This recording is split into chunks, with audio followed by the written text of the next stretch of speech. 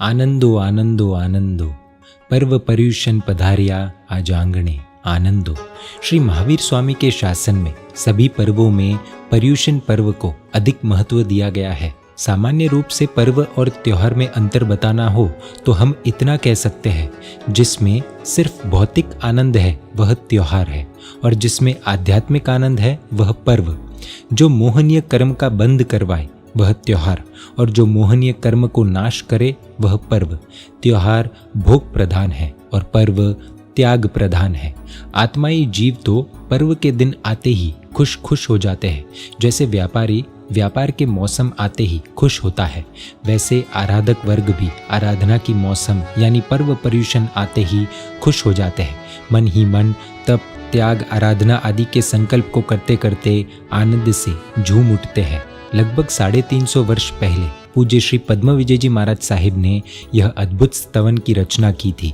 इस स्तवन के माध्यम से पर्युषण की महत्वता और उनके संदेश को जानने का एक छोटा सा प्रयास करते हैं।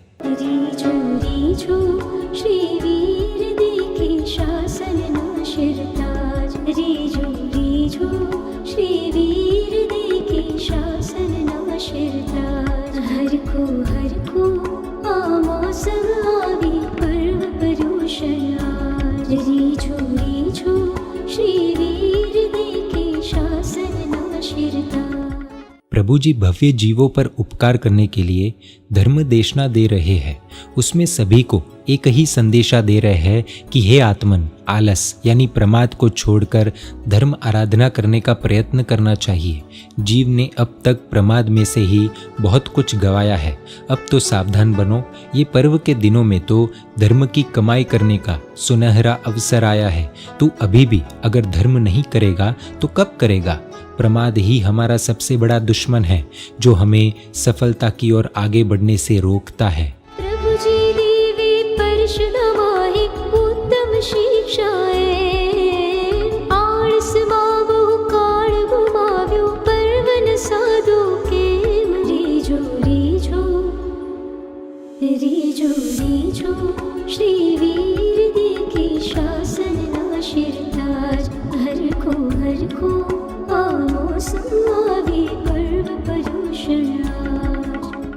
जैसे कोई सोने के छोटे से छोटे टुकड़े को संभाल कर रखता है, अरे उसके कण को भी व्यर्थ नहीं जाने देता है, क्योंकि उसे उसकी कीमत पता है। तो हे आत्मन, तू ही बता, ये मनुष्य भव, उसमें भी जैन धर्म, उसमें भी सुदेव सुगुरु सुधर्म की प्राप्ति, यह सब कितना दुर्लभ है। यह सुनहरा अवसर जो आज प्राप्त हुआ है वह तो सोने से भी ज्यादा कीमती है।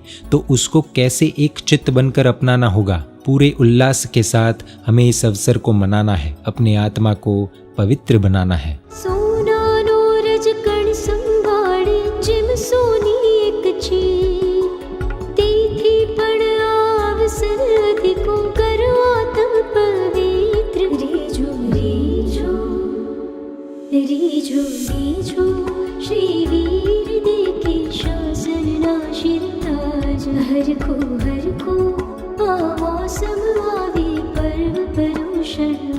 व्यक्ति संसार में जिसके लिए दिन रात मेहनत करता है, अत्यंत कष्टों को भी सहता है, अपना कीमती समय जिसके पीछे वह लुटा रहा है, और सबसे ज़्यादा दुखदायी बात तो ये है कि जिसके लिए अपने धर्म को भी छोड़ देता है।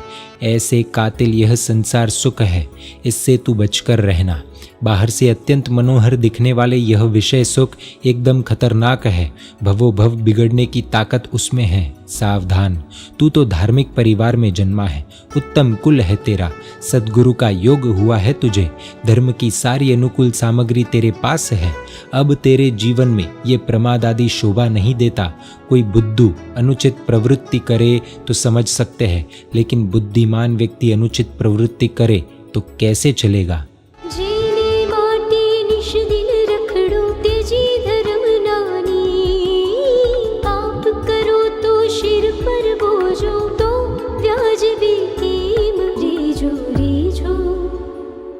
रीझो रीझो श्री वीर देखे शासन नाशिरताज हर को आमोसम आवे पर्व पर्युषण।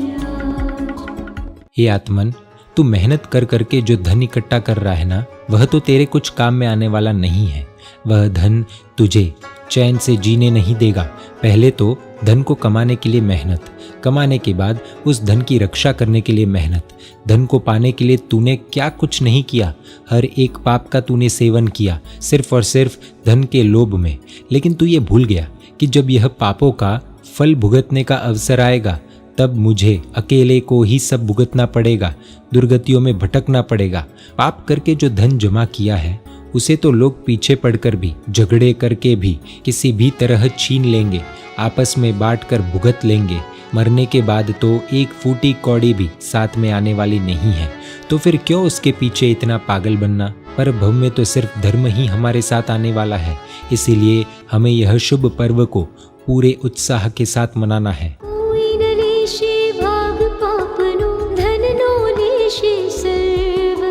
पर भव जाता साथ धर्मनु साधो शुभ पर्व। रीझो रीझो रीझो रीझो श्री वीर देखे शासन नाशिरताज। हर को मौसम आवे पर्व पर्यूषण। इस पर्यूषण महापर्व में विशेष से जिन वाणी का श्रवण करना है, वह भी शांति से, समता से, सबके साथ मिलजुल कर सुनना है। इसमें प्रथम के 3 दिन अष्टानिका के प्रवचन, पर्यूषण के 8 दिनों का तथा वार्षिक कर्तव्य होते हैं। चौथे दिन से कल्पसूत्र के प्रवचन होते हैं। श्री कल्पसूत्र का श्रवण आदर बहुमान सहित 21 बार जो व्यक्ति सुनता है, वह निकट मोक्षगामी बनता है। पर्यूषण पर्व में कल्पसूत्र की आराधना के लिए छठ का तप किया जाता है तथा संवत्सरी पर्व की आराधना के लिए अट्ठम तप किया जाता है। हमें बाह्य आडंबरों का त्याग करके लोक उपचार को, देखा देखी को छोड़कर तप त्याग में जुड़ना है। भक्ति के बहाने, प्रभु दर्शन के बहाने, शासन प्रभावना के बहाने कहीं हम अपने आप को ही ठगते तो नहीं है ना? विषयों को ही पुष्ट तो नहीं कर रहे हैं ना? यह स्वयं ही अपने अंदर देख लेना है।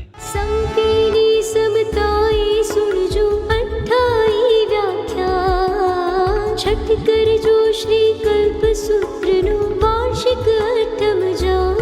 रीझो रीझो रीझो रीझो श्री वीर देखे शासन नाशिरताज। हर को मौसम आवे पर्व पर्यूषण। निशित सूत्र नाम के आगम ग्रंथ की चूड़नी के अंदर आलोचना के बारे में अच्छा बताया है। कल्पसूत्र के अंत में यह ही उपदेश दिया गया है कि जो उवसमयी तस्य अत्थि आराहणा, जो न उवसमयी तस्य नत्थि आराहणा, यानी जो व्यक्ति कषायों का त्याग करके सच्चे मन से क्षमापना करता है, उपशम भाव को धारण करता है, उसकी ही आराधना सम्यक आराधना गिनी जाती है। जो क्षमापना नहीं करता, कषायों को नहीं छोड़ता, उपशांत नहीं होता, उसकी आराधना परमार्थ से आराधना ही नहीं। इसीलिए सब कुछ भूलकर हमें सारे पापों की आलोचना ले लेनी है और सच्चे भाव से क्षमापना भी कर लेनी सभी जीवों के साथ।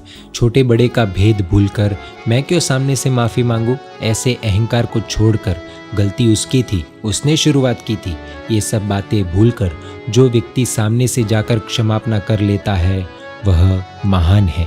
गलतियां होनी ये कोई बड़ी बात नहीं है, लेकिन किसी भी गलतियों को माफ़ कर देना ये बहुत बड़ी बात है। याद करो, क्षमा के भंडार महापुरुष और महासतियों को कुरुगुरु मुनि ने अपने ही भोजन के पात्र में थूकने वाले महात्मा के प्रति बिल्कुल क्रोध नहीं किया, लेकिन क्षमा धारण की तो उसका फल केवल ज्ञान। चंड रौद्राचार्य के शिष्य ने गुरु की डांट को समभाव से सहन कर लिया और पश्चाताप के भाव में आगे बढ़ते गए और फल मिला केवल ज्ञान।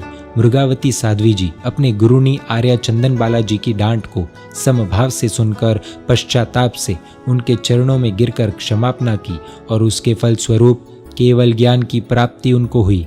ऐसे तो ढेर सारे दृष्टांत हमको मिलेंगे जिन्होंने क्षमापना करके, अपने पापों की आलोचना करके अपने आत्मा का कल्याण किया। इसीलिए हम भी संकल्प कर सकते हैं कि यह संवत्सरी प्रतिक्रमण से पहले मैं अपने सारे पापों की आलोचना सद्गुरु के पास कर दूंगा और जिससे भी मेरा मन दुखी हुआ हो उसकी सच्चे मन से क्षमापना भी करूंगा। निशीथ सूत्र निचुरणी माहे आलोचना वखणा, खमे हो